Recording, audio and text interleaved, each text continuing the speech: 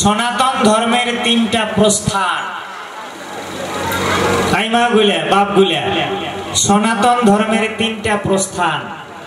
একটা হচ্ছে শ্রুতি প্রস্থান, একটা হচ্ছে স্মৃতি প্রস্থান, আর একটা হচ্ছে ন্যায় প্রস্থান।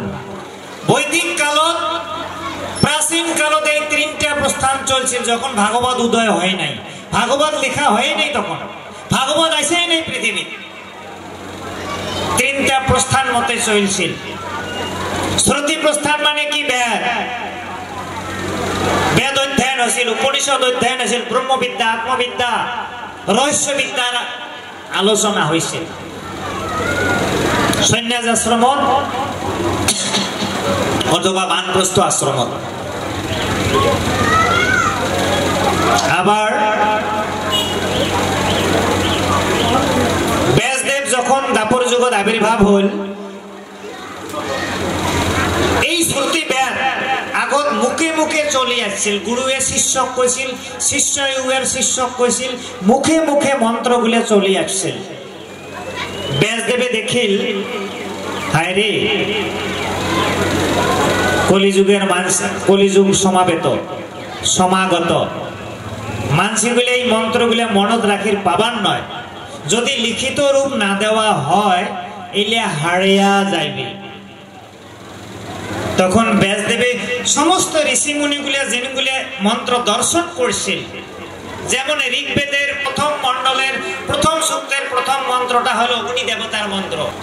কঠিন কঠিন মন্ত্র, সংস্কৃত উচ্চারণ, বৈদিক সংস্কৃত, অর্থ হৃদয়ঙ্গম হয় না। গতিকে ব্যাসদেবের সংকলন করিয়া যেগুলো মন্ত্র ঋগ্বেদ যোজন করলেন, যেগুলো নিয়ম কানুন যজ্ঞের বিধিবিধান হইলে যজুর্বেদ একত্রিত করলেন, আর যেগুলো গীতযুক্ত হইলে একত্রিত করে সামরূপ দিল, সামবেদে রূপ দিল, আর যেগুলো অবশিষ্ট থাকিল হইলে একটাই লিখিয়া হইলে দিল অথর্ববেদর নাম।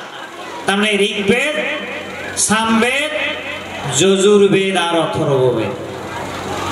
আবার এই যে উপনিষদের বাণীগুলা মাঝে সাঝে পরস্পর বিরোধী, পরস্পর বিরোধী আসলে নয়, সাধারণ রাইজে পড়ে গেলে পরস্পর বিরোধী বলি ভাবে। যেমন অয়মাত্মা ব্রহ্ম, অহং ব্রহ্মাস্মি, তত্ত্বমসি মহাবাক্য বলি কয় উপনিষদের। আইমাগুলো কথাটা বোঝেন নাই বোধ হয়। একটা সিম্পল উদাহরণ দিন। সাধুগুলো কয় না, কর্মেই বন্ধনের মূল, কর্মেই বন্ধনের মূল। কন্ত গীতে আবার কইছে কর্মই পরম ধর্ম, অর্জুন নিয়ত কর্মং কুরু, তুই সদায় কর্ম করি যা। উপনিষদ তো কইছে, ঈশ উপনিষদ, কর্মাণ্যেহ কুর্বাণ জীবেছে শতং সমা, তোমরা 100 বছর কাম করি বাঁচি থাকো। একবার কল কর্মই বন্ধনের মূল, তোমরা কর্ম করলে সংসারের বন্ধনত পতিত হবেন, মায়াত পতিত হবেন, বিষয় বাসনাত পতিত হবেন। আবার গীতাত কইলে কর্ম শারীর পাবান্ন, কর্মই তোমার করাই লাগবে। মানে এলা আমরা সাধারণ মানুষ কোনটা করি? কর্মই বন্ধনের মূল, তাহলে কর্ম বাদ দেওয়া লাগে। আবার কর্ম বাদ দিলে চলম কেন করি? আবার গীতের কোন কর্মই পরম ধর্ম, কোনটা আলা ধরি? দেখবেন পাঠের মাধ্যমে তো মেলা সাধু মেলা বক্তব্য আগবাড়ে গেছে। এক সাধুর বক্তব্য শুনি হয় এটাই বোধায় রায়, আর এক সাধু 81 বক্তব্য মারলে এলা ওই সাধু অঙ্কড়ি কয়ে গেলে কি অঙ্কড়ি কয়, কোনটা এলা আমরা করি? সাধু কিন্তু ভুল কয় নাই, দুই সাধু এর এক কইছে, কিন্তু আমার বোঝার তারতম্যের ফলত আমার মনে হল ওই সাধুর কথা ধরি নে এই সাধুর কথা ধরি, গীতের কথা ধরি নে এটা ধরি। তার জন্য ব্যাসদেবে পাছত কি করলে ব্রহ্মসূত্র রচনা করিল। উপনিষদের সার বস্তু নিয়ে ব্রহ্মসূত্র রচনা করিল, যার প্রথম শ্লোক জন্মাদ্দেশ্য যথা,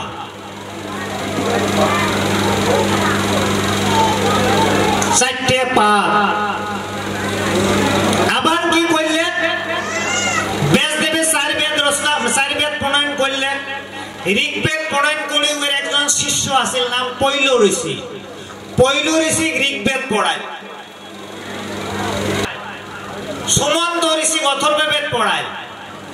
আর এই লোমহর্ষণের, এই যে সুত গোস্বামীর বাবা লোমহর্ষণ উগ্রশর্মা ঋষি ইতিহাস পড়াইল, মানে পুরাণ গুলিয়ে পড়াইল। মানে ব্যাসদেবের 5 জন প্রিয় শিষ্য আছে। পড়ার পরেও ব্যাসদেবের কি হল, মন শান্তি নাই।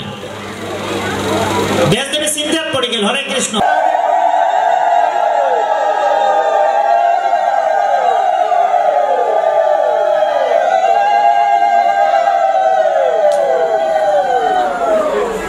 এই যে শ্রুতি প্রস্থানের কথা কইছেন, 1 নম্বর প্রস্থান শ্রুতি মানে বেদ উপনিষদ। গতিকে বেদ উপনিষদ বোঝার অসুবিধার কারণে ব্যাসদেবী কি করলেন, ব্রহ্মসূত্র রচনা করিল। এই ব্রহ্মসূত্রটা হয়েছে বেদ উপনিষদের সারমর্ম, সারাংশ। বেদ উপনিষদ পড়লে যেটা ফল লাভ হয়, এই ব্রহ্মসূত্র পড়লে ওই ফল লাভ হয়। আর ব্রহ্মসূত্র হয়েছে ন্যায় প্রস্থান। কিন্তু ব্যাসদেবের কি গতি হল, এতগুলো রচনা করার পরেও ব্রহ্মসূত্র, সপ্তদশ মহাপুরাণ, মহাভারত আদি রচনা করার পরেও ব্যাসদেবের মন শান্তি না হওয়া হল। ব্যাসদেবে বদরিকাশ্রমত বসিয়ে চিন্তা করে ধরলেন। আবার সরস্বতী নদীর গাও ধরল, বদরিকাশ্রমে গাও ধুইয়ে আসন পাতি বসিয়ে চিন্তা করে ধরলেন, হায় রে, মই কলি হতো জীবের জন্য কি না করলো, মই বেদ প্রণয়ন করলো, ব্রহ্মসূত্র রচনা করলো, মহাভারত রচনা করলো, 17 খান মহাপুরাণ রচনা করলো, কিন্তু কেনে মোর মন শান্তি নাই। মুই এতগুলা করিও কেনে বা মুই মন শান্তি পাবার ধৈর্য না। যেমন যেমন আমরা যদি 1 মাস, 1.5 মাস, 3 মাস যদি রুটি, চাউমিন ইত্যাদি খায়া থাকি, 1, 2, 3 মাস পরে আমার মনের কি খুঁতখুত হবে, তাও কেনে মোর পেটটা ভরে না, কি একটা খাবার চা। এতগুলো খাইলেন চাউমিন, আজকাল নতুন ডোসা ফোসা কিবা কিবি আছে না, যেদিন ভাতটা খাইলেন, ইস আজি শান্তে মোর তৃপ্তি হইল, হয় না? ব্যাসদেবেরও ঠিক ওই ঘটনাটা হয়েছে, তৃপ্তি নাই ব্যাসদেবের মন। তখন ওর অজান্তে মনদ স্মরণ হল গুরুদেবের। গুরুদেবের স্মরণ হইল, জানে আরে জ্ঞান তিব্রান্দস্য জ্ঞানঞ্জন শলকয়া চক্ষুরুন্মিলিতং যেন তস্मै শ্রী গুরবে নমঃ। গুরু হইছে অজ্ঞান তিনি নাশকারী, জ্ঞানের বাতি প্রদানকারী। তাহলে এই একটা বিপদ, মই মোর গুরুদেবক স্মরণ করো। মনে মনে নারদ ঋষির স্মরণ করলেন। নারদ ঋষি আবার কেমন, ত্রিকালজ্ঞ ঋষি, যথেষ্ট বিচরণকারী, মানে যেটাই মন যায় ওটাই যাবার পায়। স্মরণ মাত্রকে নারদজি ব্যাসদেবের ওটাই সরস্বতী নদীর পারত বদরিকাশ্রমত আসি সমবেত।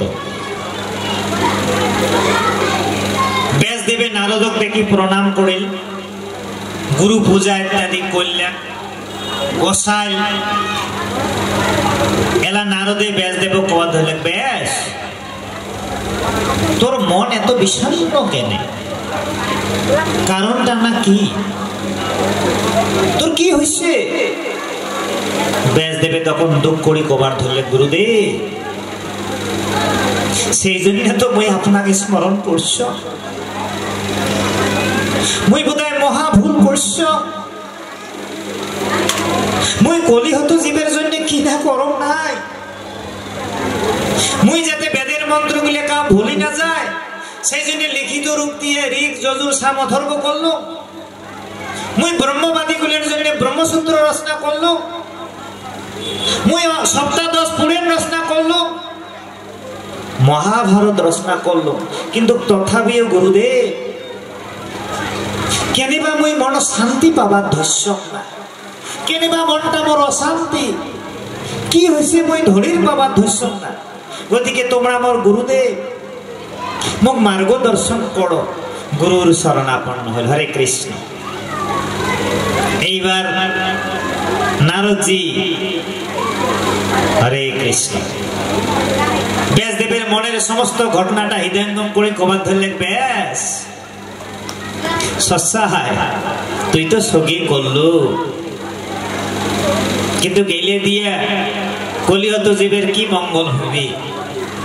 হ্যাঁ, যাক পালে পাওয়ার কোনো শেষ থাকে না, যাক দেখলে দেখার কোনো আর কিছু থাকে না, যার কৃপা পাত্র হইলে কৃপা পাওয়ার আর কিছু থাকে না, যার নাম স্মরণ করিলে, যার নাম কীর্তন করিলে কীর্তন করার আর কিছু থাকে না। সেই দয়াল গোবিন্দের লীলা বিষয়ক শাস্ত্র তুই প্রণয়ন করুন না, যার জন্য তোর মন শান্তি নাই। আজ কলিহত জীবে এই শাস্ত্রগুলো পড়িয়া উমরে বিভ্রান্ত হইবে, উমরে শাস্ত্রের সারমর্ম হৃদয়ঙ্গম করির পাবার নয়, উমের কোনো মঙ্গল হবার নয়। গতিকে তুমি আশীর্বাদ করো, তুই ঈশ্বরের লীলা বিষয়ক এখান শাস্ত্র প্রণয়ন কর।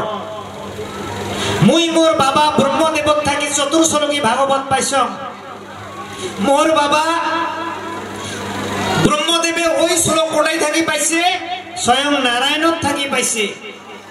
নারায়ণে জ্ঞান করে দিছে, কৃপা পূর্বক মোর বাবার দিছে, কারণ মোর বাবা সৃষ্টিকর্তা। মোর বাবার যাতে মনত কোনো অহংকারের সৃষ্টি না হয় তার জন্য ব্রহ্মদেব নারায়ণে কৃপা পূর্বক চতুর্শ্লোকী মহাভাগবত দিছে ভূমিকার সহিতে। গতিকে এই চতুর্শ্লোকী ভাগবত তো মই শ্রবণ করা, তোকে আশীর্বাদ করো। এই চতুর্শ্লোকী ভাগবত শ্রবণ করিয়া তুই ধ্যানস্থ হলে তুই সমস্ত গোবিন্দের তত্ত্বকথা হৃদয়ঙ্গম করির পাবো। আর তারপরে তুই ওই রকম এখন শাস্ত্র প্রণয়ন কর যার দ্বারা কলিহত জীবের মঙ্গল হবে। এই কথাটা কয়া 4টে শ্লোক প্রদান করে, যেটা ভাগবতের দ্বিতীয় স্কন্ধের 9 নম্বর অধ্যায়। যে চতুর্শ্লোকী ভাগবত ভাগবতের দ্বিতীয় স্কন্ধের 9 নম্বর অধ্যায়ের 33, 34, 35, 36 নম্বর মন্ত্র হয়। নারদে ব্যাসদেব ওই কথাটা কই, যেটা ওর বাবারটাই থাকি শুনছে। এটাই দেখো একটা লিখে দেওয়া আছে, হনিয়াক হরভজন কৃষ্ণ দয়ার পিয়ামন মহাভাগবত কথা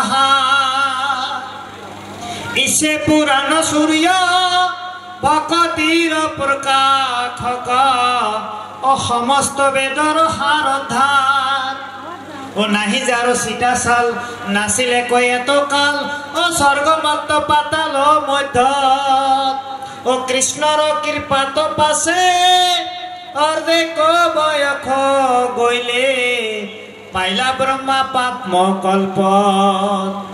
ব্রহ্মা দিলা নারদক ইট ফল রহস্যক ও নারদে ব্যাস কয়ানি দিলা ও নগইল তিলকে ভাগি ইডালে সিডালে লাগি সুখ মুখে ভূমিত পড়িলা।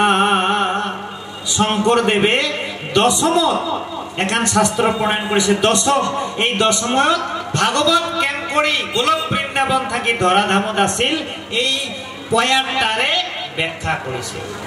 তাই যে কইছে শুনিয়ক সর্বজন, তোমরা সবাই শোনো, কৃষ্ণ তো ওর পিয়ামন, কৃষ্ণ মন প্রাণ সবে দিয়া শোনো।